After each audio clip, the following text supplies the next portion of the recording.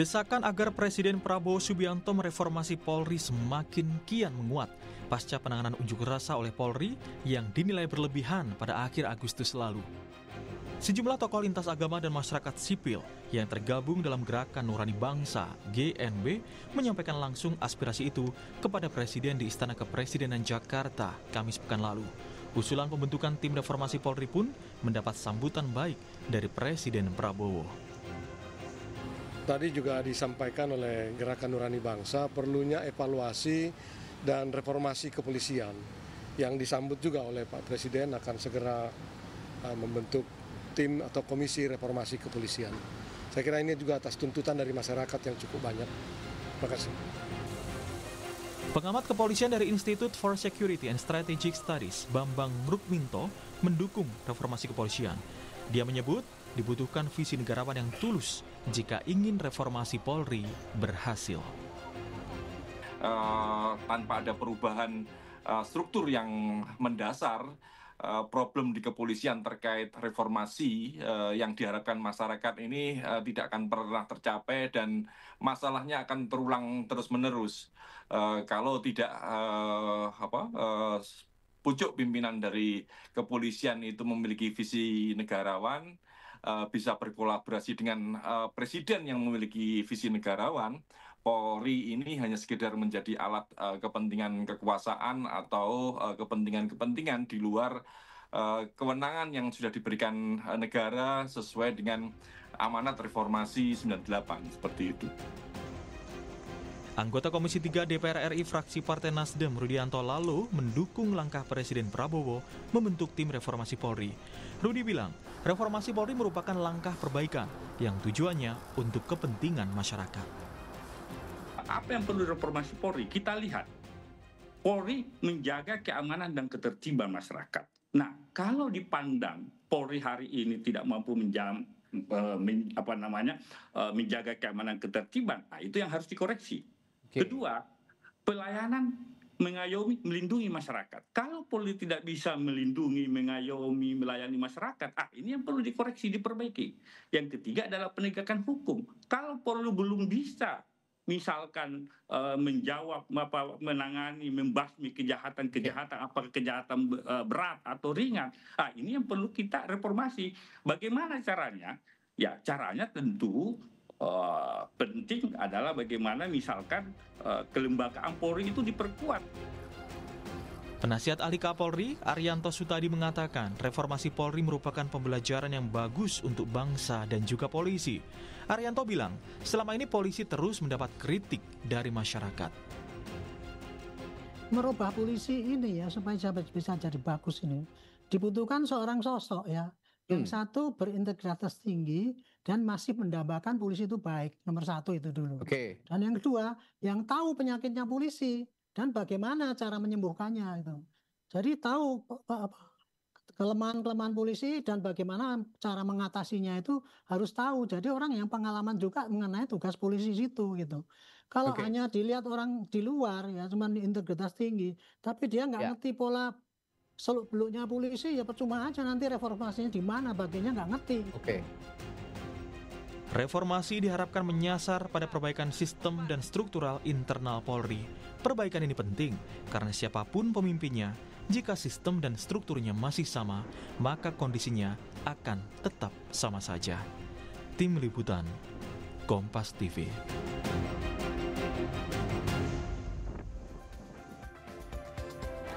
Usai berdialog dengan sejumlah tokoh bangsa dan lintas agama yang tergabung dalam Gerakan Nurani Bangsa, Presiden Prabowo Subianto disebut akan membentuk tim untuk mengevaluasi dan mereformasi Polri. Lantas apa yang perlu diperbaiki, diperkuat dan diganti dari Polri, serta dimulai dari mana?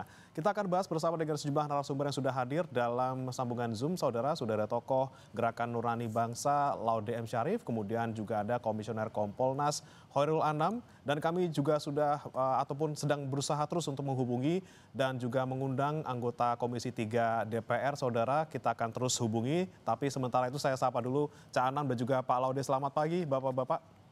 Selamat pagi Mas. Sehat semua. Ya, sehat, alhamdulillah. Laude. Baik.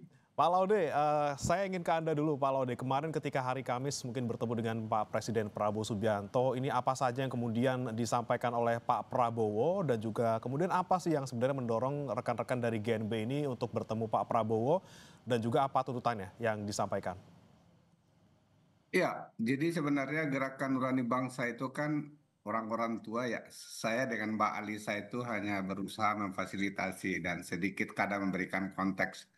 Jadi ada Romo Magnis, ada Ibu Sinta Nuria Wahid, ada Quraish Shihab, ada kardinal, ada banyaklah tokoh lintas agama gitu yang mereka melihat bahwa kok perjalanan negara itu makin hari makin kurang baik ya. Dan ini bukan pertama kali, ini pertama kali kami bertemu dengan presiden karena kami diundang, tapi maksudnya mengeluarkan pernyataan itu bukan pertama kali, ini sudah yang kelima kali. Pertama mulai dari sebelum pemilu.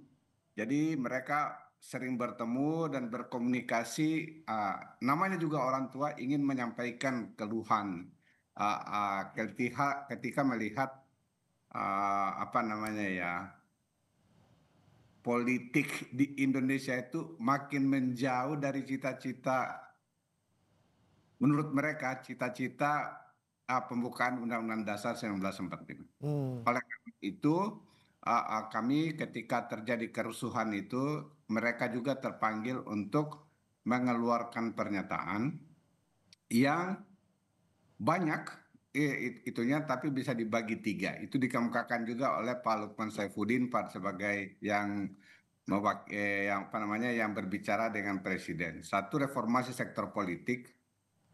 Kedua adalah reformasi sektor ekonomi. Yang ketiga itu adalah reformasi sektor hukum, pertahanan, keamanan dan HAM, termasuk dalamnya anti korupsi seperti itu. Jadi itu tiga gelondongan besar sekaligus mengamplifikasi dari tuntutan masyarakat yang 17-8 itu. Karena kalau digolong-golongkan itu akan menjadi tiga bagian besar tuntutan masyarakat itu. Oke, Pak Laude, tapi kalau untuk khusus terkait dengan reformasi Polri, kemarin yang kami dengar juga dari Pak Prabowo sudah setuju gitu ya, dan akan membuat konsepnya. Apakah sudah dibicarakan juga konsepnya bersama dengan rekan-rekan dari GNB? Nah, ketika kita membicarakan tentang reformasi pertahanan keamanan dan khususnya Polri itu, tiba-tiba beliau bilang, wah, bapak-bapak ini seperti membaca pikiran saya. Beliau mengatakan bahwa memang akan ada reformasi kepolisian dan kepresnya sudah disiapin menurut beliau. Siapa orangnya, apa pekerjaan dari tim reformasi itu. Belanja di Shopee bayar pakai apa ya? Pakai SPayLater aja. Ada bonus aktivasi, cicilan 0% sampai 12 bulan tanpa biaya tersembunyi. Dan flash sale 9.000. Lebih mudah pakai SPayLater. Informasinya, apakah GNB juga sudah memberikan masukan seperti itu? Pada pertemuan kemarin itu belum ada. Tetapi kan GNB akhirnya kan bertemu untuk sama-sama seperti itu. Dan mana-mana sih tim reformasi polisi. Dan kebetulan misalnya saya bantuin polisi itu sudah lama banget. Mulai dari awal-awal. Jadi kalau lihat termasuk penyusunan indeks tata kelola kepolisian itu digagas bersama dengan kemitraan kantor saya yang lama. Tetapi jauh sebelum itu. Jadi misalnya penerimaan Bintara yang bersih, polisi masyarakat, termasuk penyusunan peraturan Kapolri tentang penggunaan kekerasan yang waktu itu yang kemudian ketika Kanjuruhan menjadi direvisi, itu semuanya dari dulu. Dan terus terang menurut kami 10 tahun terakhir itu pembenahan reformasi internal Polri itu mandek. Bahkan indeks tata kelola kepolisian itu tidak dilanjutkan oleh Pak Kapolri yang sekarang. Nanti mungkin Pak Anan bisa menjelaskan. Tetapi yang saya selalu ingat-ingat dan saya selalu dan ini adalah blueprint reformasi Polri itu sudah ada. Sudah hampir 20 tahun Jadi salah satunya itu dari segi struktural, Mabes kecil, Polda sedang, Polres besar, Polsek kuat. Sekarang itu terjadi kebalikan. Sekarang itu sudah hampir menjadi piramida terbalik. Mabes menjadi sangat besar, bahkan diperkuat kewenangan yang jauh lebih banyak, bahkan merambah sampai perwira-perwira tinggi Polri itu merambah sampai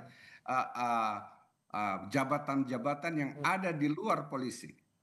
Yang akhirnya juga sering diributkan, dan terus terang terakhir ini yang dirasakan oleh tim Nurani Bangsa itu bahwa ketika polisi kelihatannya lagi tidak menjadi yang netral dalam persikapan politik, sehingga ada keributan banyak disebut dengan partai coklat. Menurut mereka ini perlu reformasi yang total, baik itu secara struktural maupun secara kultural. Ada yang kultural ini nanti bisa kita jelaskan lebih lanjut. Oke, baik. Jadi tidak hanya soal kemarin demo saja ya Pak Laude ya, tapi juga secara 10 tahun terakhir memang ada sesuatu yang perlu dibenahi di Polri.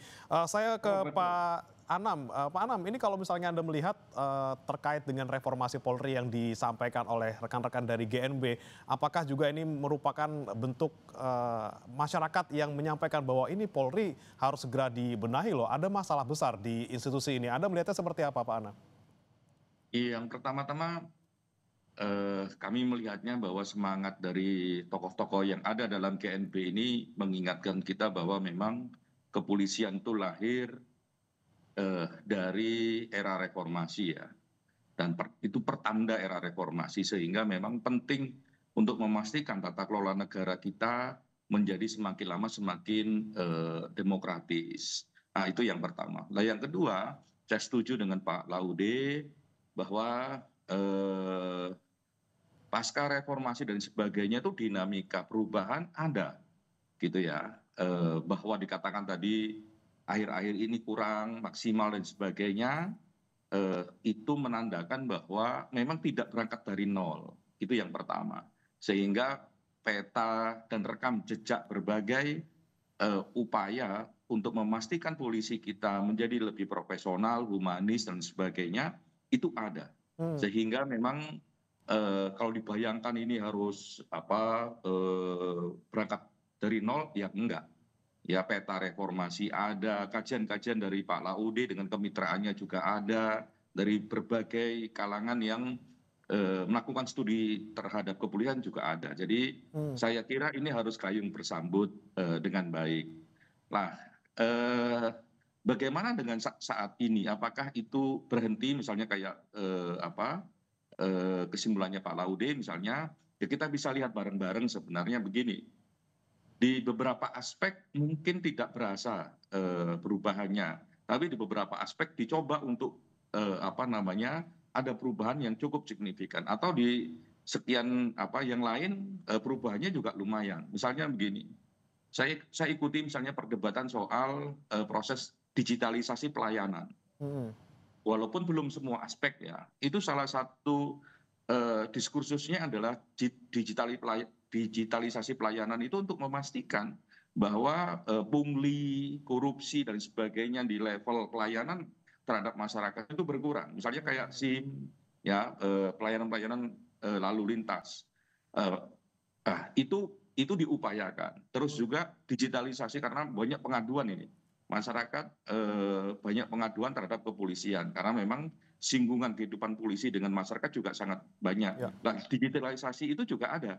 Jadi pengaduan masyarakat langsung itu ada, bahkan kalau dibandingin dengan beberapa di institusi yang lain atau lembaga yang lain, digitalisasi pengaduan kepolisian jauh lebih efektif. Misalnya tidak pakai online tapi bisa pakai WA yang langsung kepada pimpinan kepolisian. Nah itu ada.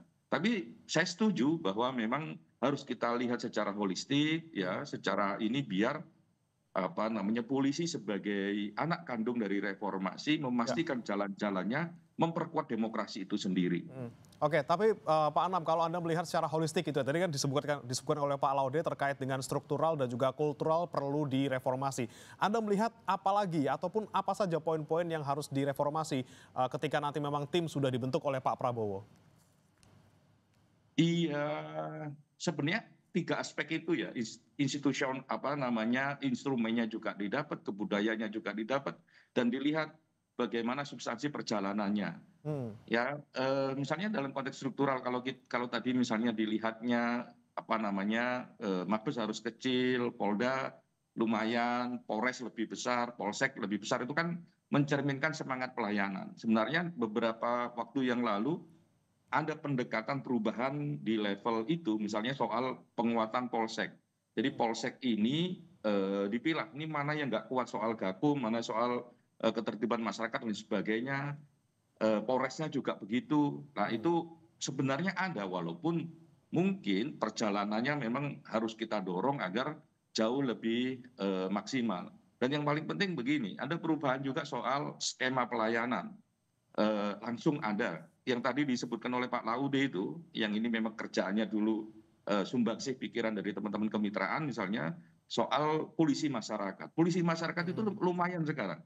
Babin Kamtibmas itu memiliki satu spektrum yang memang hadir di tengah masyarakat, melayani semua aspek masyarakat 24 jam. Memang masih ada kelemahan, misalnya soal penguatan SDM-nya. Makanya di konteks reformasi ini, ya tata kelolanya termasuk soal penguatan SDM-nya. Saya kira itu oke. Lah soal penanganan huru-hara misalnya, ya penanganan huru-hara, saya ingat betul dulu ya penggunaan kekuatan begitu, perkapnya. Nah itu memang perlu, kalau itu memang perlu dilihat ulang, dievaluasi ulang, apakah sesuai dengan perkembangan zaman, dengan zaman yang dinamikanya sangat terbuka seperti ini. Misalnya begitu, penggunaan kewenangan dan sebagainya dengan dinamika masyarakat seperti ini, ya memang kalau menurut saya memang perlu dibuka. Termasuk juga soal pendidikan. Nah pendidikan itu, pendidikan soal instrumen hak asasi manusia memang agak berkurang ya, tapi ada, tapi ini yang juga penting untuk membongkar bagaimana perilaku yang kadang-kadang memang represif gitu ya, menjadi perilaku yang jauh lebih humanis.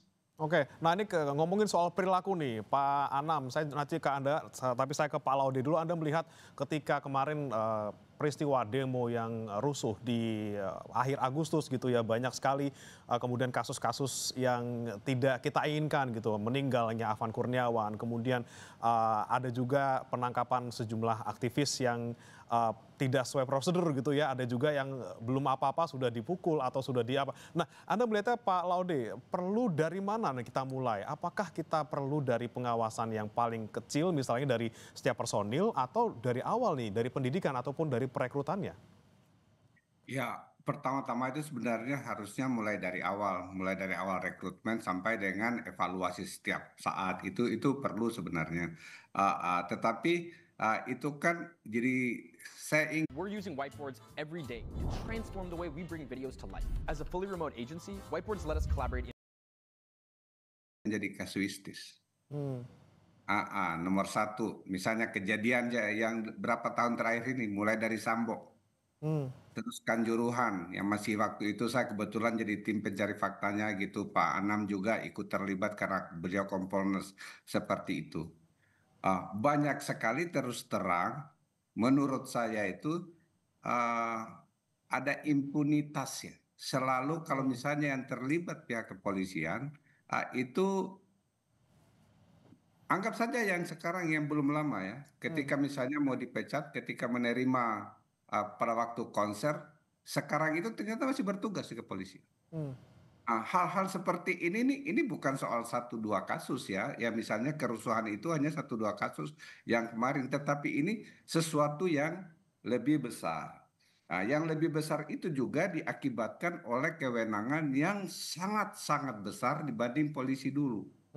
Misalnya ya, kita sudah punya BNN seperti itu, tapi polisi biasa masih punya kewenangan juga untuk narkotika. Kita sudah punya badan terorisme, yang polisi petinggi polisi juga yang di situ, tapi polisi lain masih bisa nanganin juga. Nomor 3, kita sudah punya yang untuk korupsi, tapi polisi masih juga. Bahkan dia bikin korps yang baru. Jadi itu selalu perluasan kewenangan. Ya. Dan ini bertentangan dengan blueprint polisi sendiri seperti itu. Dan ini menurut saya ini pihak Kompolnas juga perlu mengevaluasi ini karena apa? Kan itu sudah rumus di seluruh dunia diterima, power tends to corrupt seperti itu. Ya. Jadi makin luas kewenangannya, itu makin akan kemungkinan. Nomor berikutnya, rentang kendalinya itu agak sulit diakibatkan oleh jumlah polisinya tahu berapa? Itu 400.000 lebih. Itu jauh lebih besar dari gabungan semua angkatan di tentara. Lebih besar seperti itu. Jadi yang seperti ini tuh harus betul-betul bukan hanya soal kesadaran individual seperti itu bukan. Ini ada yang lebih yang lebih fundamental yang harus dipikirkan oleh bangsa ini untuk perbaikan polisi. Oke, di sana saya tangkap terkait dengan kemudian bagaimana rekrutmen dari awal, kemudian bagaimana juga perluasan kewenangan dari polisi. Nanti kan saya katakan ke Cak Anam, termasuk ada isu terkait apakah ini bergabung atau ada hubungannya dengan pergantian Kapolri dan siapa sekiranya perlu memimpin tim reformasi Polri ini. Kita akan bahas, saudara, usai jeda berikut. Tetap bersama kami di Sapa Indonesia Pagi.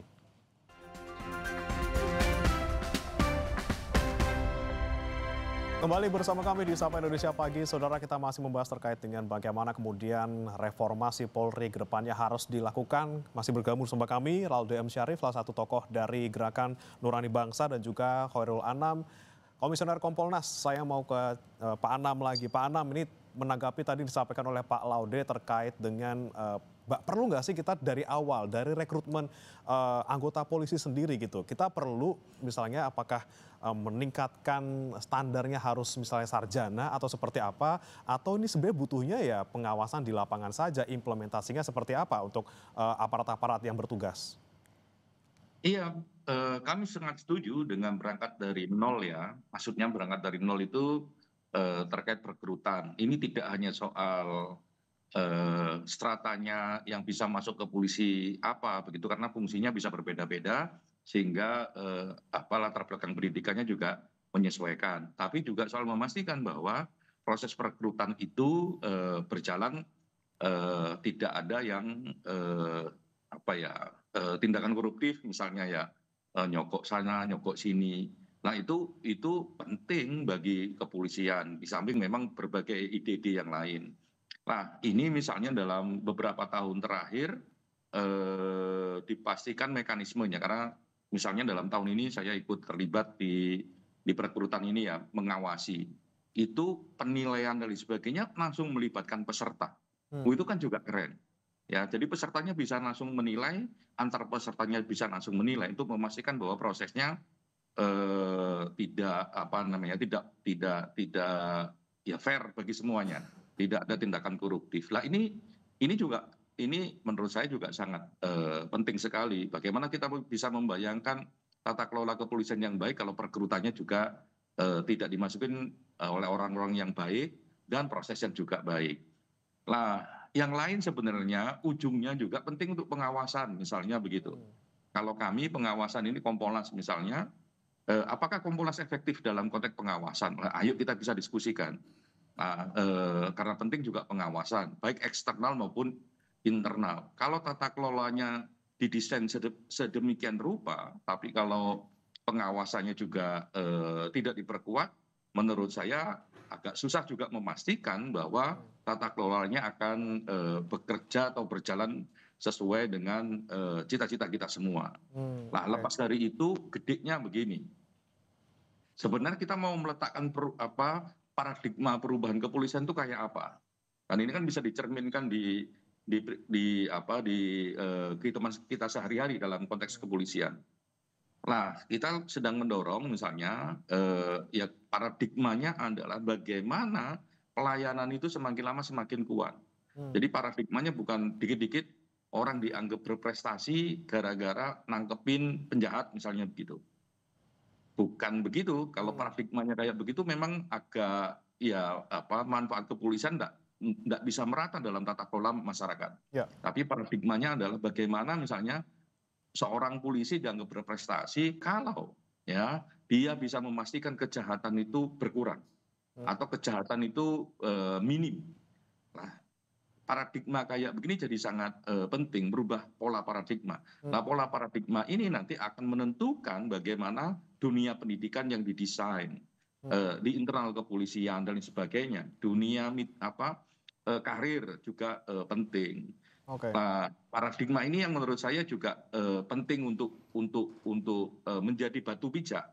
Nah, rekam jejaknya lumayan ada loh soal paradigma ini, mendorong bahwa ketertiban masyarakat, keamanan masyarakat, kenyamanan kehidupan masyarakat menjadi indikator prestasi yang besar. Dan itu menjadi indikator organisasi kepolisian dari level sampai level Polda dianggap baik ataukah buruk. Nah, itu juga penting. Paradigma kita harus ubah gitu ya, dan juga tadi dari hulunya kita rekrut yang dengan cara yang baik, kita rekrut orang-orang yang baik juga, di hilirnya juga pengawasan jangan sampai kendor gitu. Ini artinya kan secara holistik kita harus kemudian bagaimana bisa mengubah reformasi Polri secara total. Saya mau ke Pak Laude, kalau kita mau reformasi secara total, kalau kita bicara soal reformasi, apakah juga perlu pucuk pimpinannya diganti misalnya Kapolri? Ya, jadi karena saya di sini diundang sebagai Gerakan Nurani Bangsa ya, kami pada waktu itu tidak membicarakan tentang pucuk pimpinan Kapolri untuk ada pergantian atau tidak. Jadi saya tidak mau di situ, tapi saya ingin menyambung beberapa hal yang disampaikan oleh Pak Anam. Suka dengan tidak suka bahwa sebenarnya yang pertama itu sekitar setelah reformasi, ada Mabes Polri waktu itu mengeluarkan tata cara penerimaan bintara awalnya yang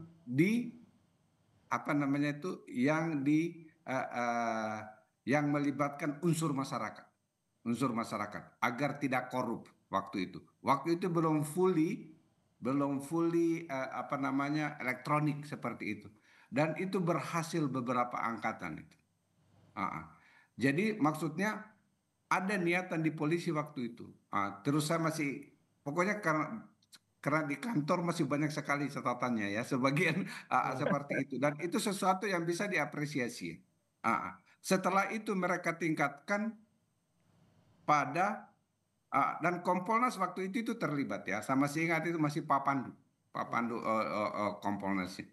Yang kedua, yang pada waktu itu ditingkatkan menjadi termasuk penerimaan Akpol. Terus terang, ya 5 tahun terakhir ini kok makin ada suara-suara yang berbeda dengan yang dulu itu ya. Tetapi terus terang yang paling banyak saya mendapatkan keluhan ketika kami melakukan asesmen tentang indeks tata kelola kepolisian itu adalah karir path dari orang-orang yang mau pergi sekolah untuk peningkatan ini. Dan saya yakin laporannya di Kompolnas juga banyak. Ini yang paling betul-betul kalau misalnya mau naik, mau pergi supaya jadi dari bintara, ingin menjadi perwira, dari perwira untuk perwira menengah, perwira tinggi.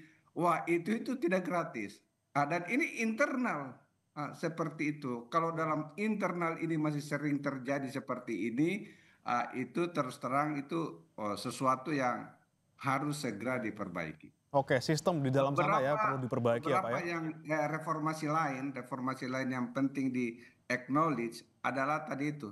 Masyarakat juga mengakui adanya misalnya pelayanan SKCK sekarang. Itu pakai aplikasi presisi. Jauh lebih baik dari yang dulu. Yang kurang itu reskrim, terus terang. Reskrim ini pada waktu itu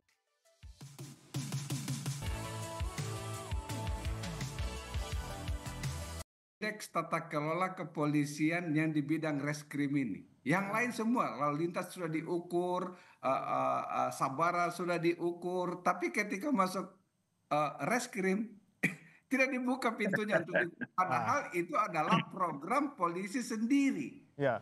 Seperti itu. Jadi saya terus terang Ya, ada keengganan di situ. Oke. Kalau Pak Anam gimana menanggapinya Pak? Perlu nggak sih kita ganti Kapolri? Apakah kita cuma perlu lihat aja nih sistem-sistem yang perlu diperbaiki? Misalnya tadi reskrim tidak dibuka gitu, soal indeks penilaiannya seperti apa Pak Anam? Enggak, karena ini kan ngomong institusi besar ya, dan ini untuk kebutuhan kita jangka panjang. Sehingga memang agenda-agenda ini adalah agenda-agenda yang sifatnya penting bagi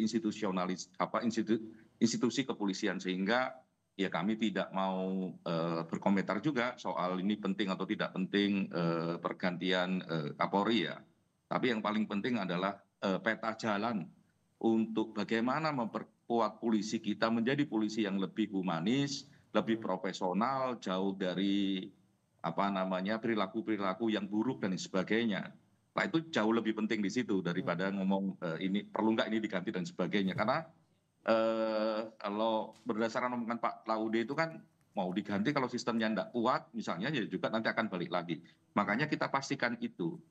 Nah tadi yang menarik dari Pak Laude itu begini, bahwa sekali lagi ini bisa berangkat tidak dari nol. Mana yang baik kita perkuat, mana yang kurang ya kita perkuat, mana yang buruk ya kita evaluasi, kita perbaiki gitu.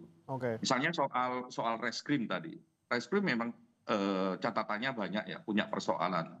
Tapi memang adakah perubahan di sana? Lumayan ada perubahan, misalnya soal bagaimana kontrol masyarakat langsung yang punya kepentingan terhadap reskrim. Salah satunya adalah gelar perkara khusus. Walaupun gelar perkara khusus ini ya macam-macam lah dinamikanya. Tapi sebagai satu sistem dia ada. Terus ada target dari pengawas internal ya, terutama dari teman-teman Irwasum, SP2HP. SP2HP itu kalau orang ngandu, kapan ini prosesnya berjalan, perkembangannya berjalan ataukah berhenti dan sebagainya itu harus dilaporkan. Sistem itu ada, walaupun prakteknya ya kurangnya masih banyak gitu. Tidak semua terus bisa dilayanin SP2HP-nya karena di Kompolnas ini juga banyak pengaduan soal belum mendapatkan SP2HP. Nah, saya setuju itu salah satu yang memang bisa dievaluasi ya untuk memperkuat polisi kita semakin lama semakin baik. Gitu. Oke, baik. Terakhir Pak Anam, tadi sebelum saya ke Pak Laude lagi, kira-kira berapa lama targetnya harus Polri bisa direformasi, kemudian siapa saja yang di dalamnya bisa terlibat, mungkin termasuk Kompolnas juga? Kalau berapa lama susah dijawab ya, kan tergantung apa yang menjadi rekomendasi dari tim tersebut. Ya, tapi saya kira menyiapkan substansinya bisa jauh lebih cepat karena memang bahan-bahannya juga ada. Terutama tadi yang misalnya berangkat dari Pak Laude punya peta jalan yang banyak karena studi soal kepolisian juga banyak. Sehingga mana yang harus menjadi prioritas, mana yang menjadi jangka panjang dan sebagainya saya kira sudah ada. Jadi kita tidak berangkat dari nol. Saya hormat terhadap tokoh-tokoh Gerakan Nurani Bangsa karena memang mengingatkan kita semua bahwa polisi adalah anak kandung reformasi dan harus kita jaga bersama-sama. Ya, dan saya kira ada yang baik, ayo kita perkuat, kita perbarui, ada yang kurang ya kita evaluasi, kalau perlu kita ganti sistemnya dan sebagainya. Ada yang memang stuck karena berbagai hal ya ayo kita dorong supaya itu menjadi sesuatu yang baik. Dari ujung sampai ujung yang lain, dari mulai perekrutan sampai juga pengawasannya. Baik. Saya ke Pak Laude terakhir. Pak Laude, deadline-nya kalau dari GNB punya deadline nggak kapan kira-kira harus direformasi dan efeknya bakal kerasa berapa lama? Dan tadi lagi-lagi apa yang kemudian menjadi prioritas yang harus segera diperbaiki dari GNB sendiri? Ya dari GNB sebagai kan beliau-beliau itu sudah cukup tua, jadi mereka tidak memberikan batas waktu. Tetapi bahwa perlu dilakukan itu perlu. Dan sebenarnya Kompolnas kan itu bertanggung jawab kepada Presiden. Dan salah satunya itu tugasnya adalah menentukan arah bijak. Arah bijak. Jadi sebenarnya saya yakin di Kompolnas itu catatannya sudah banyak juga itu untuk itu. Saya kurang tahu apakah Pak Presiden telah berkonsultasi dengan Pak Anam dan teman-teman di Kompolnas atau tidak. Terus terang juga kami kaget. Barusan kita masukkan suratnya, kan hanya 3 lembar ya, kami masukkan ke beliau. Ketika beliau baca, wah ini saya sudah siapin. Seperti itu. Tapi terus terang, nama tidak ada, siapa saja yang akan menempati posisi itu, tim itu, belum ada namanya. Dan waktunya kapan? Waktunya ini pasti akan tidak pernah itu satu perubahan institusi itu akan dirasakan dalam waktu singkat. Ya. Itu akan berproses dan tapi oleh karena itu kita berharap kalau tim reformasinya banyak, pekerjaannya itu sudah banyak yang jelas kalau betul diisi oleh orang-orang yang paham. Seperti itu. Oke, pekerjaannya banyak, kita harus identifikasi gitu ya dari hulu sampai hilir di mana masalahnya, mana yang perlu diperbaiki, mana yang perlu diperkuat, mana yang perlu diganti, tapi juga nanti bagaimana kemudian pijakannya harus kuat, bagaimana kita bisa mereformasi total Polri tanpa harus mulai dari nol. Terima kasih Pak Laude M. Syarif, salah satu tokoh Gerakan Nurani Bangsa, dan juga Pak Khairul Anam, Komisioner Kompolnas, sudah bergabung bersama kami di Sapa Indonesia Pagi. Selamat pagi Bapak-Bapak, salam sehat. Selamat sehat. Selamat pagi, salam sehat.